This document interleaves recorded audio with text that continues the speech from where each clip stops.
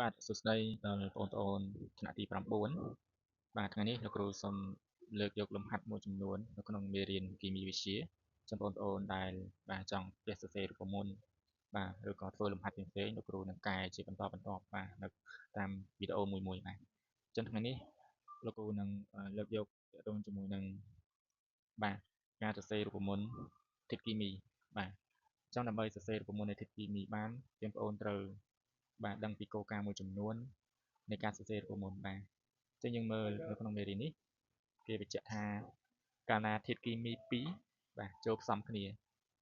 ឬការចូលផ្សំគ្នារវាងធាតុនិងរ៉ាឌីកាល់ធាតុឬរ៉ាឌីកាល់ទាំងនោះបាទត្រូវតែបដូរវ៉ាឡង់គ្នាដើម្បីឲ្យវ៉ាឡង់សរុបនៃធាតុឬរ៉ាឌីកាល់នីមួយៗស្មើគ្នាបាទបើធាតុចូលផ្សំមានវ៉ាឡង់ដូចគ្នានោះយើងត្រូវលុបលេខសន្ទុះវាចោល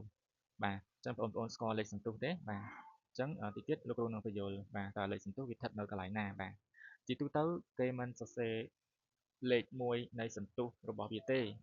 ប្រសិនបើធាតុដែលចូលផ្សំបង្កើតជារូបមន្តមានវ៉ាឡង់អាចសម្រួលបានយើងត្រូវសម្រួលបាទអញ្ចឹងយើងបងប្អូនអាចមើលបាននេះគឺជាការតាំងបាទការផ្សំធាតុបាទ A ហើយនិង B បាទអញ្ចឹងធាតុ A គឺមានវ៉ាឡង់ X បាទហើយធាតុ B មានវ៉ាឡង់ Y អញ្ចឹងដល់ពេលដែលធាតុ A ចូលផ្សំជាមួយនឹងធាតុ B បាទអញ្ចឹងបងប្អូនឃើញថារូបមន្តដែលក៏កើតបានពីការផ្សំរវាងធាតុទាំងពីរហ្នឹងគឺមានទម្រង់រូបមន្តបែបនេះអញ្ចឹងបងប្អូនឃើញថាបាទ Y ហើយនិង X នេះគឺជាលេខសន្ទុះបាទគឺជាលេខសន្ទុះដែលកើតឡើងពីការបដូរវ៉ាឡង់គ្នាបាទគឺយើងបដូរវ៉ាឡង់គ្នាតាមទម្រង់បាទខ្វែងបែបនេះបាទយើងបដូរតាមទម្រង់ខ្វែងបែបនេះបាទអញ្ចឹងបងប្អូននឹងទទួលបានជាទម្រង់រូបមន្តបែបនេះចឹងដើម្បីកាន់តែច្បាស់ជាងនេះទៅទៀតគឺបងប្អូនអាចមើលការអនុវត្តបាទលំហាត់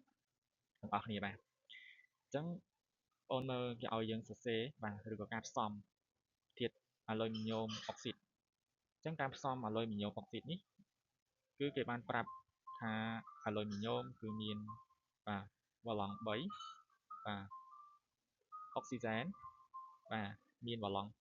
2បាទអញ្ចឹងអាពីរហ្នឹងគឺកើតឡើងដោយការបដូរវ៉ាឡង់គ្នាអញ្ចឹងបងប្អូនអាចមើលទិសដៅនៃសញ្ញាប្រូចបានអញ្ចឹងមានន័យថាលេខ2នេះដែលជាវ៉ាឡង់របស់អុកស៊ីហ្សែនត្រូវដាក់នៅខាងក្រោមបាទអាលុយមីញ៉ូម Al នេះបាទហើយចំណែកឯលេខ3ដែលជាវ៉ាឡង់របស់អាលុយមីញ៉ូមបាទត្រូវស្ថិតនៅក្រោមបាទ O នេះដែលជាអុកស៊ីហ្សែនអញ្ចឹងទម្រង់រូបមន្តដែលកើតឡើងការផ្សំរវាងអាលុយមីញ៉ូមនិងអុកស៊ីហ្សែនគឺយើងបានទម្រង់បែបនេះបាទអញ្ចឹងលេខ2ហើយនិងលេខ3នេះគឺជាលេខសន្ទុះបាទជាលេខសន្ទុះដែលនៅក្នុងនិយមន័យគេបានបញ្ជាក់ថាបាទត្រូវលុបលេខសន្ទុះចោលប្រសិនបើវាមានវ៉ាឡង់ដូចគ្នាតែករណីនេះវាមានវ៉ាឡង់ខុសគ្នាបាទអាលុយមីញ៉ូមវ៉ាឡង់3ហើយនិងអុកស៊ីហ្សែនមានវ៉ាឡង់2តើលេខសន្ទុះនេះយើងអាចសម្រួលបានទេបាទយើងមិនអាចសម្រួលតទៅទៀតបានទេក៏ប៉ុន្តែបើសិនជាលេខនឹងអាចសម្រួលបានយើងត្រូវតែសម្រួលឲ្យវាគ្រប់បំផុតណាឥ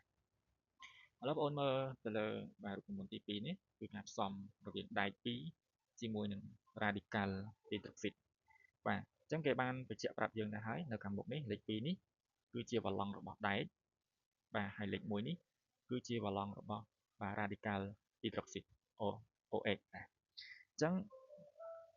ពេលដែលយើងបានរូបមន្តគឺយើងត្រូវ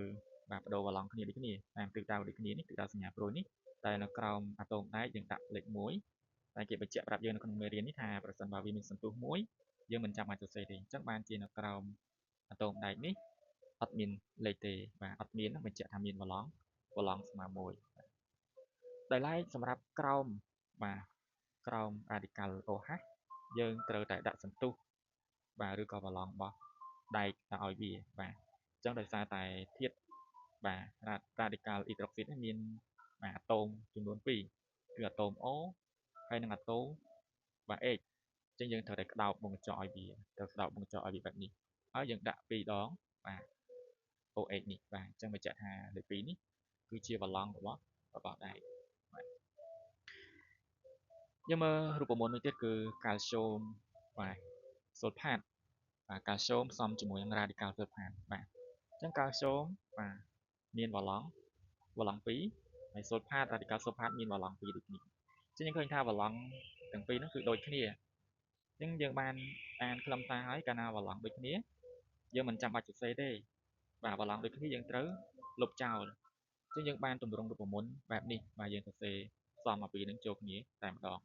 យើងបាន CaSO SO4 បាទនេះជាបាទរូបមន្តនៃកាល់ស្យូមស័លផាតចឹងសូមអរគុណដល់បងប្អូនទាំងអស់គ្នាបាទសូមជួយចុច like share ឬក៏មានកំហុសខុសឆ្គងត្រង់បាទកន្លែងណាមួយគឺបងប្អូនឬក៏លោកគ្រូបាទបងអាចcomment បាននៅក្នុងក្រោមវីដេអូនេះបាទសូមអរគុណ